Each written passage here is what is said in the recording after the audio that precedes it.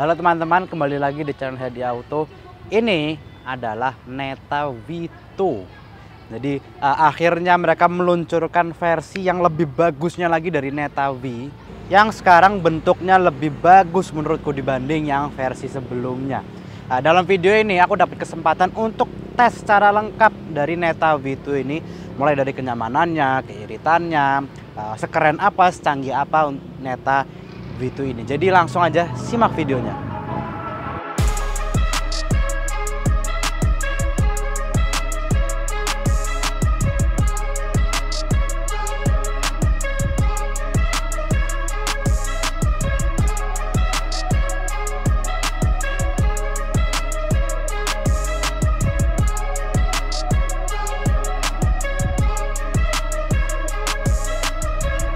Nah, jadi sekarang Neta V2 ini sudah dirakit di Indonesia, jadi mendapatkan keringanan pajak, harga pun juga jadinya kan lebih rendah juga. Yang versi sebelumnya itu harganya hampir 400 juta. Yang versi Neta V ya, waktu itu sempat didiskon jadi 317 juta. Tapi yang Neta V2 ini karena sudah CKD seperti aku bilang, harganya ini dia 299 juta. Ya hampir 300 jutaan lah, tapi untuk bentuknya dengan harga segitu aku sangat suka sih dengan bentuknya. Jujur dibandingnya versi sebelumnya ini jauh lebih bagus menurutku. Bukan hanya depan yang berubah tapi bagian belakang juga berubah. Interior pun juga dia memiliki penambahan-penambahan yang membuatnya kesan lebih bagus juga. Nah, kita bahas aja langsung depannya. Depannya jadi lihat nih.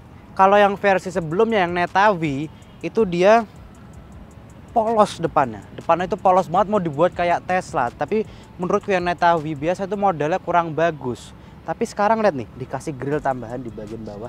Hanya dengan penambahan grill aja itu bisa membuat model depannya jadi lebih bagus. Depan ini aku sangat suka.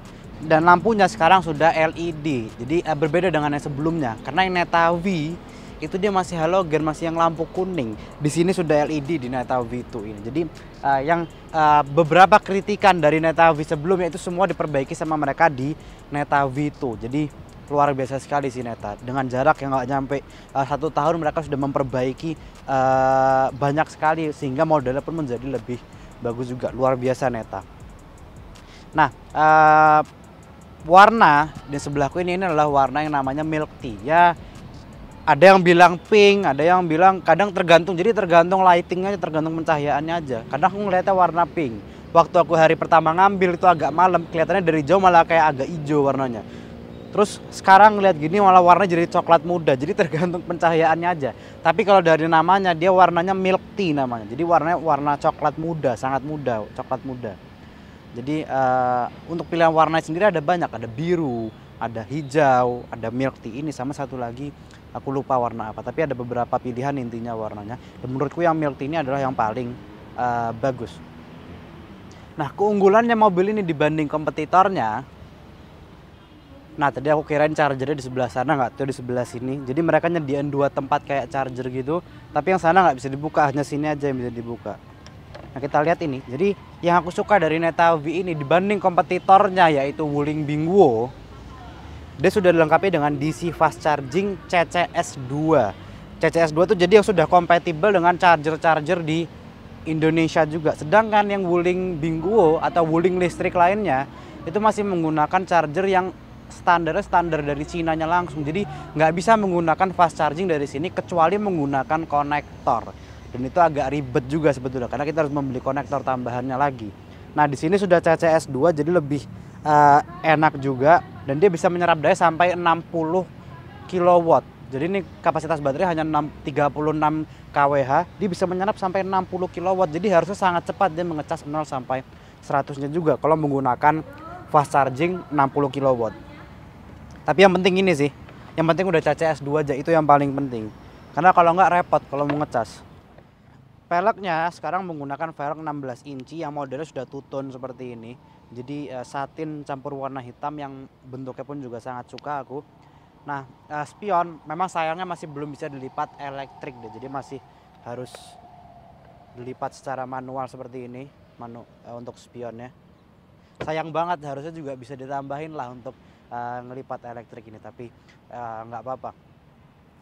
Bentuk sampingnya aku suka, siluetnya ini juga dia bagus. Yang aku lebih suka lagi sebetulnya velgnya sih dibanding yang sebelumnya. Ini velgnya dia lebih bagus, lebih cocok untuk mobil ini. Bagian belakangnya ini juga berubah total dibanding yang sebelumnya. Bentuknya dia lebih bagus. Jadi ada light bar dari ujung sini sampai ujung sini, lampu mundur di sini dan lampu indikator juga. Bentuk lampu remnya pun juga bagus ya, kelihatan bagus banget pada saat malam hari. Membuka bagasinya, biasanya kalau teman-teman lihat pintu bagasi seperti ini, pasti mikirnya adalah wah berarti harus buka dari kunci nih, wah harus buka dari dalam nih. Tapi nggak, tetap bisa dibuka dari sini. Soalnya kalau misalkan mengingat pintu bagasi seperti ini belum aku unlock mobilnya. Nah ini light barnya lihat nih. Bagus ini light barnya. Terus bentuk lampunya ini pun juga keren. Nah bagasinya, ini ada tasku di sini. Kita lihat bagasinya aja. Bagasinya dia besar, cukup besar bagasinya untuk mobil yang ukurannya compact ya. Oke.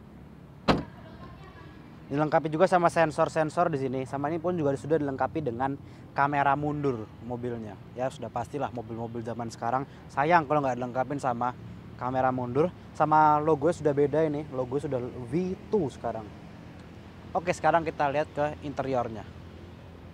Nah bagian depannya, mungkin aku jelasin dulu bagaimana sih cara nyalain mobil ini. Karena kalau kita masuk sini, itu nggak kelihatan ada tombol start stop engine sama sekali. Jadi cara nyalainnya itu adalah pada saat kita buka pintu driver, itu mobil sudah langsung nyala. Jadi kita nggak perlu mencet apa-apa. Kalau kita buka pintu yang bagian passenger atau bagian belakang, itu dia nggak nyala sama sekali mobilnya. Jadi betul-betul kita harus nyalain dulu. Kita harus buka dulu pintu bagian driver, baru mobil dia nyala. Jadi kita masuk tuh udah nggak perlu ngapa-ngapain lagi, tinggal shift ke D langsung jalan aja. Nah matiinnya itu juga gampang. Kita langsung aja keluar dari mobilnya. Kita keluar. Kalau udah, langsung kita kunci aja mobilnya. Dia akan langsung mati. Sesimpel itu. Tapi kalau kita mau pun, kita bisa matiin dari sini. Vehicle power. Turn off. Nah, dia langsung mati. Bisa juga seperti itu. Nah, bagian dalamnya ini kurang lebih mirip sama yang Neta V sebelumnya. Kurang lebih sama dia. Tapi hanya nuansa kabin aja sih yang sedikit berbeda karena dia sudah berubah warna interiornya. Ada yang warna putih hitam seperti ini. Sama kalau nggak salah ada beberapa pilihan warna interior lainnya juga. Tapi aku paling suka sih sama yang warna putih hitam ini, lebih keren aja. Cuman emang kalau warna putih gini ngeri, warnanya aja cepet kotor sih. Cuman ya kalau kita bisa ngerawat sih seharusnya nggak apa-apa. Setir enak untuk dipegang dia. Bentuknya pun juga bagus, dia aku suka simple seperti ini kayak di BMW bentuknya. Sebelah kiri adalah untuk adaptive cruise controlnya. Jadi ini mobil sudah dilengkapi dengan ADAS, Advanced Driver Assistance System. Nah kalau kita masuk ke settings, kita bisa ngeliat semua di sini ada front collision warning. Jadi untuk mengingatkan kalau misalnya kita sudah mau menabrak orang di depan, menabrak mobil di depan, atau kita sudah terlalu mepet sama mobil di depan, itu dia bisa langsung memberitahu kita juga di sini untuk infonya. Sensitivity bisa kita atur juga dari sini. Ada emergency lane keeping system atau lane keeping assist. Ini sudah dilengkapi juga ini mobil. Lalu ada front vehicle start reminder, ada high beam assist. Jadi untuk lampu LED-nya sama active emergency brake assist. Jadi untuk fitur safety sudah banyak dia, untuk ADAS sudah cukup lengkap dia, dan juga sudah ada adaptive cruise control. Itu yang paling enak sih. Di harga mobilnya 299 juta sudah dilengkapi dengan adaptive cruise control. Jadi luar biasa juga sih. Shiftingnya itu di bagian kanan sini untuk shifternya. Shifternya di bagian kanan sini. Nah kalau misalnya kita mau jalan, itu kita nggak perlu lagi untuk nurunin handbrake sama sekali atau rem tangannya. Cukup kita pindah ke D, rem tangannya akan langsung lepas sendiri. Kita pencet P, dia langsung naik sendiri. Tapi kalau misalkan kita mau atur sendiri untuk rem tangannya, ini bisa dari sini semua untuk diaturnya. Nah layar tengahnya atau bisa dibilang iPad-nya dari mobil ini besar banget, sangat besar, dan sekarang sudah dilengkapi dengan Apple CarPlay tapi by wire. Jadi untuk harus menggunakan kabel nggak apa-apa, yang penting sudah dilengkapi sama Apple CarPlay aja sih. Kalau kita swipe, kita pencet tombol mobil ini, gambar mobil ini akan keluar untuk settings yang penting-penting dari mobilnya ini. Jadi seperti rear wiper, rear washer, Mode berkendara bisa diatur dari sini, sama one pedal driving. One pedal driving bisa kita aktifkan dari sini, sama headlight sih. Sama headlight bisa kita atur dari sini juga. Tapi untungnya dia sudah auto untuk headlight, jadi nggak perlu utak-atik lagi sama sekali dia. AC pengaturannya dari sini. Bisa kita atur dari sini juga. Jadi emang semua, betul-betul semua pengendalian dari mobil ini itu ada di bagian dalam sini. Hanya shifter untuk volume sama untuk adaptive cruise control aja, tapi sisanya betul-betul ada di dalam head unit semua. Harus ada beberapa tombol yang kayak penting-penting gitu, ada diletakkan di luar, seperti electric parking brake in case perlu melakukan emergency braking atau apa, itu kan bisa ditarik electronic parking brake-nya, tapi di sini diletakkannya di dalam layar dia. Oke, lanjut aja. Ini jadi aku suka sama layar tengahnya ini, betul-betul besar banget. Nah, untuk instrumennya sih sama seperti sebelumnya, dia tipis, kecil gitu, nggak mengganggu pandangan sama sekali. Pas dia informasinya bukan yang dempet-dempetan, enggak, masuk semua informasinya di dalam situ, dan cukup enak juga untuk dilihat. Bagus untuk instrumennya ini. Hanya informasi yang penting-penting aja yang diletakkan sama dia di situ. Posisi berkendara sendiri, sampai lupa membahas posisi berkendara aku. Posisi berkendara dia enak. Ini harus diakui, posisi berkendara enak. Walaupun setir ini sudah fix posisinya, tapi aku berhasil menemukan posisi berkendara aku. Karena juga sekarang kursinya itu bisa diatur naik turun. Bisa diatur untuk naik turun. Sehingga ini buat aku posisi nyetirnya ini sudah pas. Oke deh, sekarang kita langsung cobain aja bagaimana rasanya mobil ini di jalan. Let's go.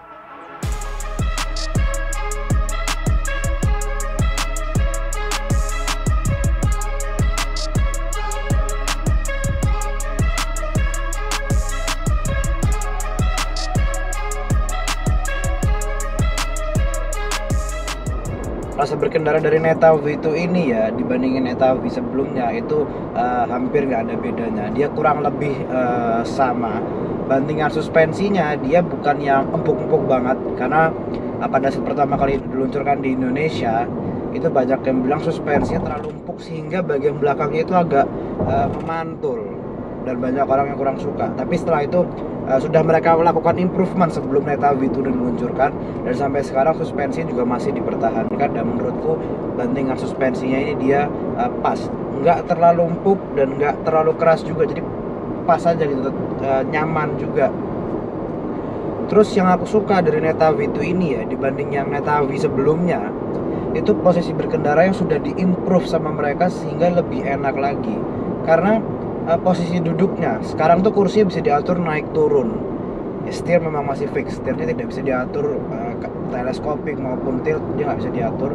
Tapi kursi bisa diatur naik turun sehingga posisi berkendara pun juga bisa lebih enak dia. Menurutku ini untuk aku posisi berkendara sudah enak, nggak bikin capek banget tuh, nggak, pas posisi berkendara. Penyaluran tenaganya khasnya Neta V juga ya, halus dia penyaluran tenaganya, dan instan juga kalau misalkan kita gas. Dan harus kita tahu juga sekarang ini kan Neta V sudah CKD, jadi Neta itu sudah punya pabrik di Indonesia, jadi unit-unitnya mereka sudah CKD semua. Neta V ini juga Neta V itu termasuk salah satu unit mereka yang CKD juga, termasuk untuk baterainya itu sudah dirakit sendiri di Indonesia, jadi tidak impor lagi. Jadi luar biasa juga untuk Neta. Kapasitas baterainya sendiri itu sedikit berbeda sama yang Neta V sebelumnya. Kalau misalkan yang Neta V sebelumnya itu dia kalau nggak salah 40 kWh, sekarang dia 36,1 kWh. Tapi walaupun kapasitas baterainya turun 4 kWh, jarak tempuhnya dia tetap sama, tetap dibuat sama mereka bisa sampai 401 kilo. Tenaga pun juga tetap sama, tenaganya dia 95 PS, torsinya 150 Nm.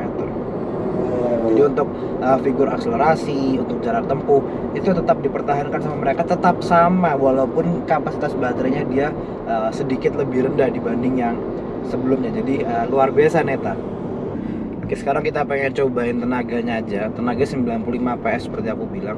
Dan sekarang aku suka tulisan mode berkendaranya, mode sportnya itu tulisannya bukan mode atletik lagi, sudah mode sport aja. Sekarang kita gas 1 2. Rasa tetap sama seperti yang Neta V sebelumnya dan udah 100. Tenaganya itu instan, tapi penyalurannya itu tuh masih bisa secara gradual gitu, secara halus. Jadi bukan yang menghentak banget tuh enggak, masih tetap nyaman gitu untuk akselerasi pun mobil ini. Akselerasi 0 sampai 100 km per jamnya itu dia hampir 10 detik. Jadi masih tergolong cepat sih untuk mobil sekecil ini. Kita dari kecepatan rendah coba. Tenaganya itu sangat-sangat cukup sekali.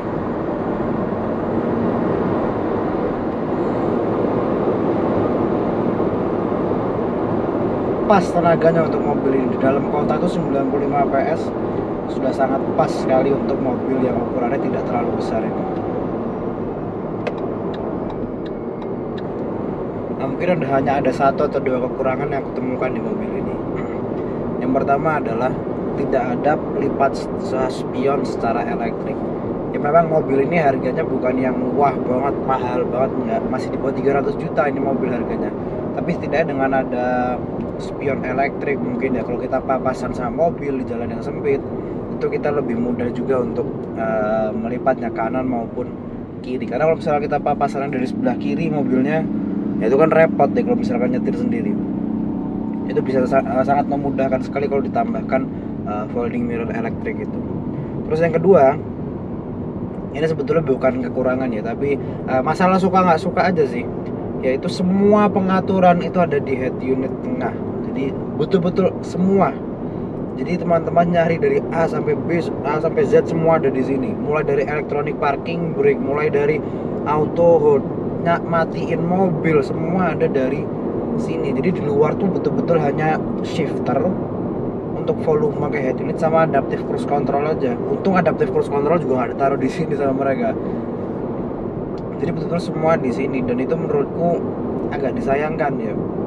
Contohnya seperti electronic parking brake aja. Kalau misalkan tiba-tiba rem dari mobil kita ini blong, terus kita mau cepet-cepet mau narik handbrake elektrik ya, karena kalau misalkan rem tangan elektrik, kalau misalkan rem blong itu boleh kita tarik, kecuali rem tangan manual. Kalau kita tarik udah tuh kita ngedrift langsung, atau bisa kebalik kalau rem tangan manual kita tarik kalau kecepatan tinggi. Itu bisa sangat membantu sekali menyelamatkan kita juga electronic parking brake itu, tapi sama mereka diletakkan di dalam head unit. Jadi agak disayangkan juga, dan itu tidak mereka kasih shortcut sama sekali. Jadi betul-betul kita harus swipe dulu ke bawah baru kelihatan tulisan EPB ini. Kalau auto hold diletakkan di bawah sama mereka. Harusnya yang seperti auto hold inilah yang mereka letakkan di bagian atas ini. Electronic parking brake-nya ada di bagian bawah. Jadi lebih mudah juga kan untuk mencet, tinggal mencet gini aja. Mungkin itu aja sih kekurangan dari Neta V2 ini menurutku. Nah, mungkin begitu reviewku mengenai Neta V2 ini. Terima kasih banyak Neta Indonesia yang sudah meminjamkan aku unit ini untuk aku review secara lengkap juga. Dan juga terima kasih banyak teman-teman sudah menonton reviewku. Jangan lupa di like, share, komen, dan subscribe. Dan nantikan video-video berikutnya. Sampai jumpa.